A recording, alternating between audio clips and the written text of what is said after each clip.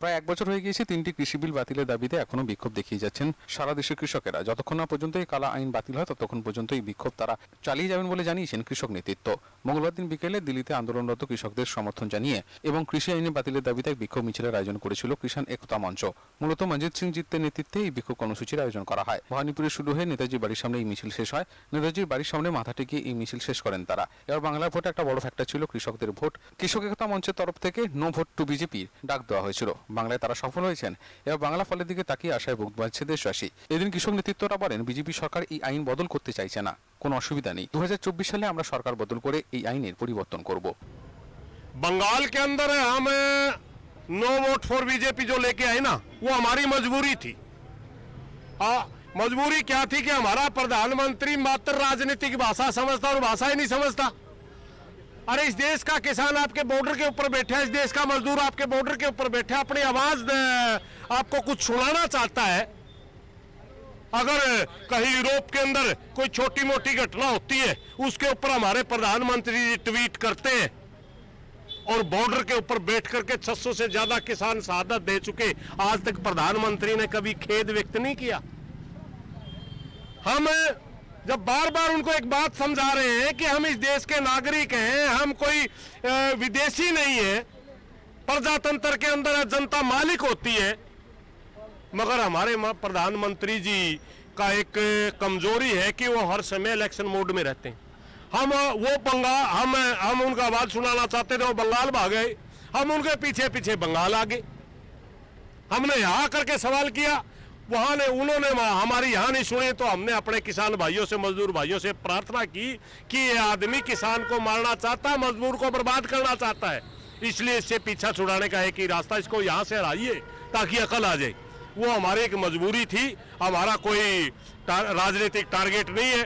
वो बात मैंने कृषि मंत्री जी का जवाब देते हुए बोली। उन्होंने हमारे ऊपर एक इल्जाम लगाया था, उन्होंने कहा था भीड़ इकट्ठी, लाखों आदमी बैठे हैं, कहते भीड़ इकट्ठी करने से कानून नहीं बदले जाते। हमने कहा था हाँ मानते हैं मंत्री जी, भीड़ इकट्ठी करने से कानून नहीं बदले जाते, मगर भीड़ इकट्ठी करने से कानून बनाने वाले बदले जाते हैं। आपको क्या जेपी आंदोलन याद नहीं है? आप भी अन्ना आंदोलन की उपज है, याद करिए। इस देश के अंदर जब भी आंदोलन हुआ, परिवर्तन हुआ है, उसके अंदर से नया एक ट्रेंड निकला है, नई एक प्योद निकली है। प्रधानमंत्री जी घमंड में मत आइए, इस देश से ये किसान आपको कुर्सी पे बिठाने वाला है, ये कोई देश का मालिक है, घमंड में आने की जरूरत नहीं है। जिस दिन आपके लगेगा किसान को कि ये बात मानने वाला नहीं है, ये वही किसान है जो आपको बिठाने वाला है, ये आपको गर्दन पकड़ के नीचे भी फेंक देगा कुर्सी। हम यहाँ अमर शहीद नेताजी जहाँ पैदा हुए उस मिट्टी का तिलक लगाने के लिए आए थे, ताकि क्योंकि शहीदों की भूमि पर अगर जाया जाता, चाहे खटखट कला की बात है, चाहे आज हम कलकत्ता में हैं, चाहे हम और किसी शहीद की बात करते हैं, जहाँ पर जाते हैं उनके विचार अपने आप शरीर में दौड़ने लगते हैं। और नेताजी जैसे नेताओं के विचार हमारे शरीर में अगर दौड़ने लगे, उनसे हमें प्रेरणा मिले, तो इससे बढ़िया बात नहीं हो सकती। और यहाँ आने के बाद हम महसूस कर रहे हैं कि हम हर हालत में आंदोलन जीतेंगे, क्योंकि नेताजी इतनी बड़ी सेना से जीत करके,